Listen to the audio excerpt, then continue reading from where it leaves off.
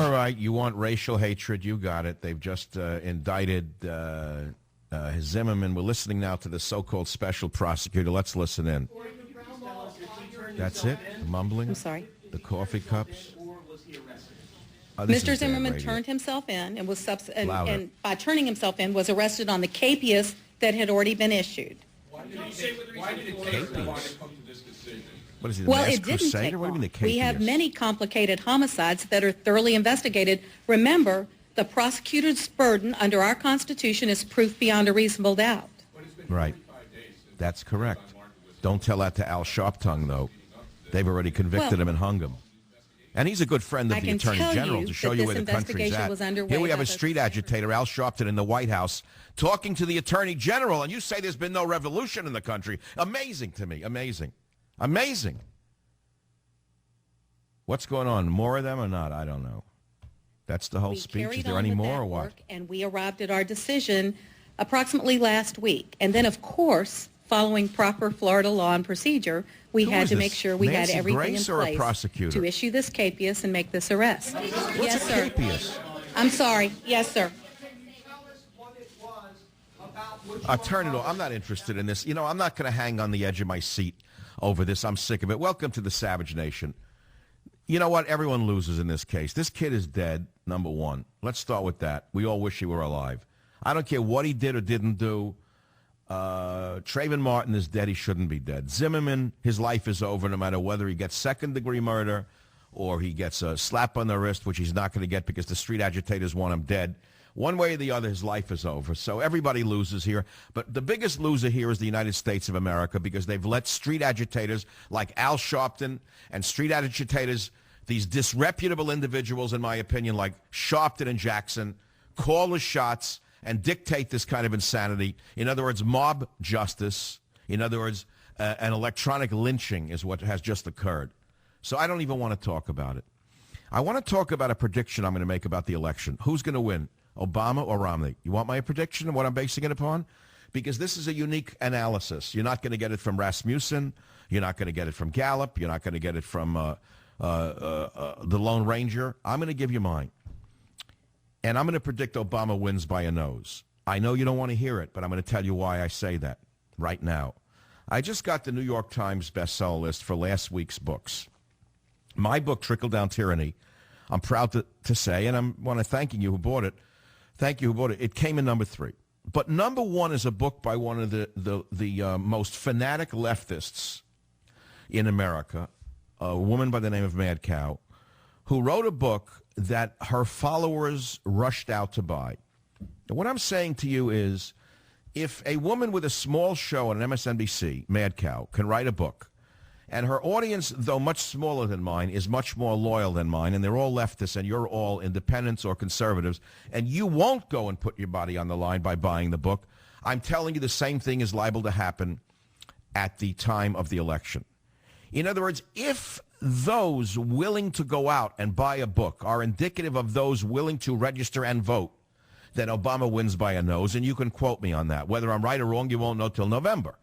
But I am telling you right now, if a woman of such limited intelligence and of such a fanatic ugliness by the name of Mad Cow can write a book, and her listeners, as diminished as they are intellectually, are this loyal to go out to a bookstore and buy her book, while you are not that loyal, or you won't, the conservatives won't register to vote, they're not going to vote for Romney, just as they won't go out to a bookstore and buy Trickle Down Tyranny. And this is not sour grapes. I told you, one way or the other, you could have made it number 1 for 50 weeks. My lifestyle wouldn't change. I'd still be the same man, same book. But I'm making this prediction right now. This is a terrible thing for me to have to say. Now let's go back to the case there. Let's hear a big deal. Would be life in prison. Again, mumbling in the background. Is it your desire, as the prosecutor of this case, to see him go to jail for life, Mr. Zimmerman? We don't make that determination. Justice, no peace. And if it goes to bring it all down, man. The trier of fact as the judge or the trier of fact of the jury, we would concern ourselves with. I'm sorry. I have not personally been contacting new counsel in the past couple of hours. Do you want to listen to this garbage? It sounds like Nancy Grace. The only thing missing is a child hasn't been molested. Let's listen to this. We're not allowed to discuss are the statements of a defendant charged with a crime. And again, it's a constitutional protection that you all should be happy law enforcement affords every person charged with a crime. Can Zimmerman be tried wearing a hoodie in court, I want to know? I will not comment Zimmerman on wear a where hoodie Mr. in Zimmerman court? is. I can tell you he is within the custody of law enforcement officers in the state of Florida. That makes him very safe. He's in the custody of law enforcement. He's a safe guy when now. it's appropriate for the appropriate appearance in front of a judge. And then they'll lynch him I'm anyway. sorry. Yes, sir. Have you notified MSNBC where he's hidden yet, honey? Have you given his home address and phone number? I speak for Angela Corey and my prosecution team. This is the conclusion that we came to based on our review of the facts and evidence. Based upon the street vermin who came screaming in our office. All right, turn it off. I had enough. I don't want to hear anymore. You want to hear that? Do you want to? You're obsessed with this? I'm not. A kid is dead. He shouldn't be dead. Another one's life is over, and it shouldn't be over. What more do you need to know? New York City, WOR. Marcus, welcome to the program. Hi, Michael. I just wanted to comment on how you said liberals are more motivated than conservatives, and I've always felt the same way. I've always felt that liberals are just way more motivated to change the country than conservatives. Yes, that's right. They want to drag the country into a Marxist state. Whether it's Marxism light or Marxism heavy, we don't know yet. But they're doing a very fine job of destroying the American way of life. And the conservatives are a big bunch of losers. You know the number one book is about golf? The number two book, rather, is about Tiger Woods' golf game.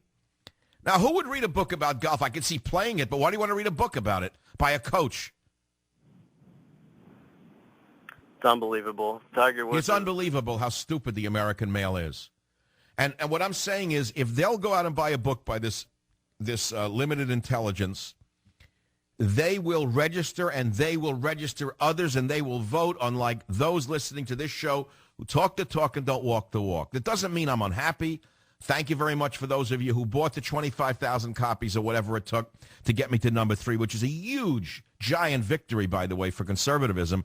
But if you search the print, hardcover, and paperback nonfiction list, you cannot find many, if any, other conservative titles. This is another phenomenal analysis, by the way. There is a history book by the Leprechaun, but that's not a conservative book. There is a book by a former Army SEAL, but that is not really a political book. I am looking at the list, and I have a new analysis for you. Conservative books are not selling the way they once did. That is correct. And there's a couple of reasons for it. Either the conservative audience is saturated by the same garbage. They've read it all before. They heard the word liberal. They heard the word communist. They heard the word Marxist. They heard the word socialist, and they don't want to hear anymore. They think they know it all, but they don't know it all. They don't even haven't scratched the surface of what really is going on right underneath their nose. But the fanatic leftists, they, on the other hand, will buy anything any of their ilk put out. No matter how low, no matter how disgraceful, no matter how illiterate, no matter how illiterate, no matter how derivative or absurd it may be, they will buy their own kind's book. They will do it. They will stop the partying. They will come out of the nightclubs at 4 in the morning after they're stoned and drunk and have a rave with the book because they support each other.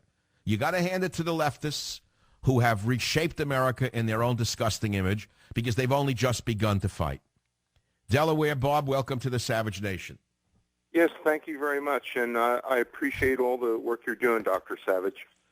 I wanted to relate to you that Barnes & Nobles, I went there last Wednesday, right, and I could not find your book anywhere in a predominant area. I saw plenty of liberal books, Obama's Of books. course, you see the book by the mad ones. They're always because their cohorts work in these stores, just as they work their way into the universities and the government.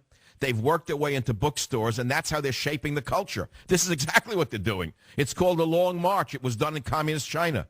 It's done through the cultural institutions first. Then it's done in the streets, and they've already moved into the streets with their street vermin friends.